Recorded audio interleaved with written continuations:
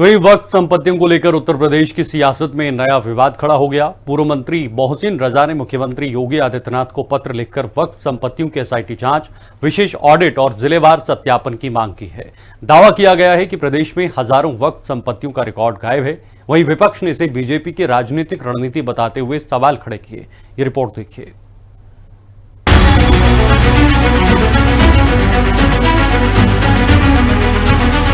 वक्फ संपत्तियों पर छिड़ा सियासी घमासान, 70,000 वक्फ संपत्तियों पर उठे सवाल।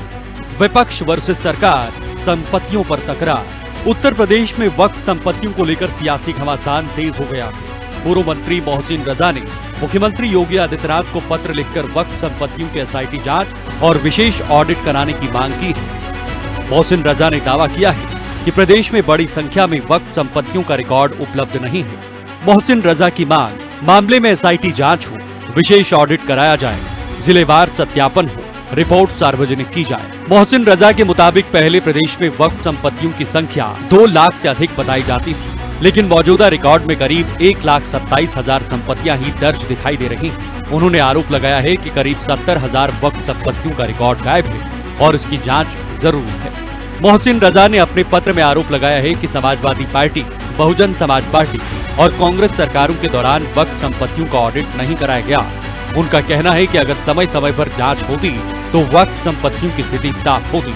मोहसिन रजा ने दावा किया कि प्रदेश के कई जिलों में वक्फ संपत्तियों पर अवैध कब्जे की शिकायतें सामने आई हैं। वक्फ संपत्तियों की जांच कराए जाने के लिए पूर्व मंत्री मोहसिन रजा ने मुख्यमंत्री योगी आदित्यनाथ से मुलाकात की, जिस दौरान मोहसिन रजा ने एक मांग पत्र मुख्यमंत्री योगी आदित्यनाथ को दिया, जिसके तहत अब वक्फ संपत्तियों की जांच किए जाने के लिए एसआईटी गठित कर अलग अलग जिलों में जिलेवार जांच किए जाने की मांग की गई है। और ये भी बताया जा रहा है कि मांग पत्र में लगभग 70,000 से ज्यादा संपत्तियां ऐसी हैं जो गायब पाई गई हैं। उनकी जांच करने की मांग पूरी तरीके से जो मांग पत्र दिया गया उसमें किया गया है, जिसके बाद से लगातार उत्तर प्रदेश की राजनीति तेज हो गई है।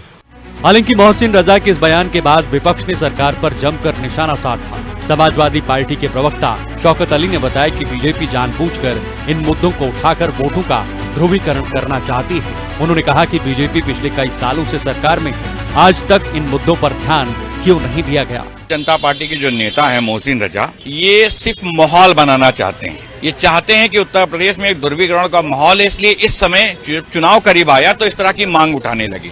9 वर्ष की लगभग की सरकार हो गई है। ये अभी तक क्या नींद में थे, या ये भूल गए थे, या इनको जानकारी नहीं थी, या इनको कोई बताने वाला नहीं था। ये सिर्फ चाहते हैं कि उत्तर प्रदेश में माहौल बने, ध्रुवीकरण कैसे हो। और ये छोटी मोटी चीजें नहीं है, अभी इस तरीके के और प्रकरण आपको देखने को मिलेंगे।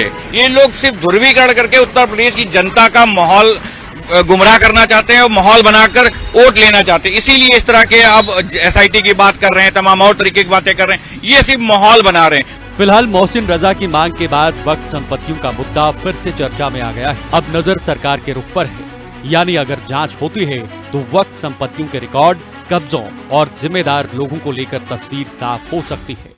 साफ तौर पर है कि जिस तरीके से अब वक्फ संपत्तियों की जांच को लेकर राजनीति तेज हो गई है, तो ऐसे में विपक्ष अब इसको साफ तौर पर ध्रुवीकरण की राजनीति के तौर पर देख रहा है। तो वहीं पर भारतीय जनता पार्टी ने साफ तौर पर बताया कि जिस तरीके से अलग अलग जगहों पर जमीनों को लेकर बड़े स्तर पर वक्फ संपत्तियों में घपले हुए हैं, उसकी जांच होना जरूरी है और जो दोषी है उसके खिलाफ कार्रवाई होनी चाहिए। कैमरामैन मनोज के साथ मैं विक्रम सिंह राठौर, हिंदी खबर, लखनऊ।